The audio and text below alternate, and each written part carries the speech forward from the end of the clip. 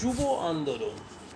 পাবনা জেলা যুব সম্মিলনীর সভাপতি পদ প্রদান করিয়া আমাকে যে সম্মান দেখাইয়াছেন তজ্জন্য আমার আন্তরিক কৃতজ্ঞতা গ্রহণ করুন। আপনাদের এই প্রসিদ্ধ নগরীতে আসিবার সৌভাগ্য ইতিপূর্বে আমার কখনো হয় নাই।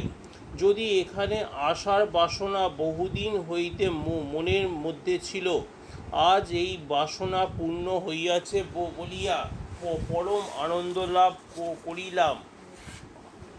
বাংলার জাতির জীবনে জটিল সমস্যা যখনই উপস্থাপিত হইয়াছে এবং মতনৈক্য যখন মনোমালিন্যে পরিণত হওয়ার উপক্রম হইয়াছে, এইরূপ সময় একাধিকবার এক প্রসিদ্ধ নগরীতে মীমাংসা ঘটিয়াছে।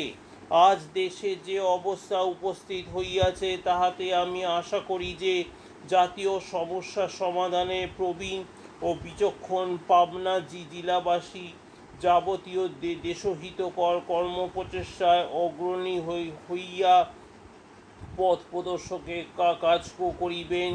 চক্ষু উন্মীলন করিয়া দেশ বিদেশে দৃষ্টি নিক্ষেপ করি, তখন কি দেখিতে পাই চারিদিকে জীবনের স্পন্দন, জাগরণের সমুদয় লক্ষণ ও নবসৃষ্টির উন্মেষ।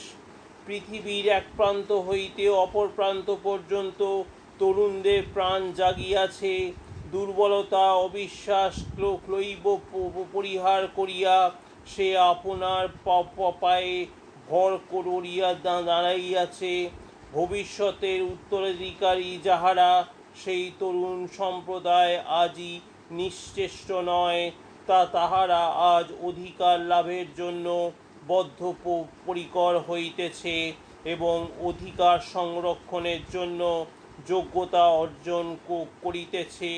তরুণের এই নবজাগরণ পৃথিবীর ইতিহাসে নূতন ঘটনা নয়। ইহাকে পাশ্চাত্য বস্তু জ্ঞান করিলে আমরা অন্যায় করিব।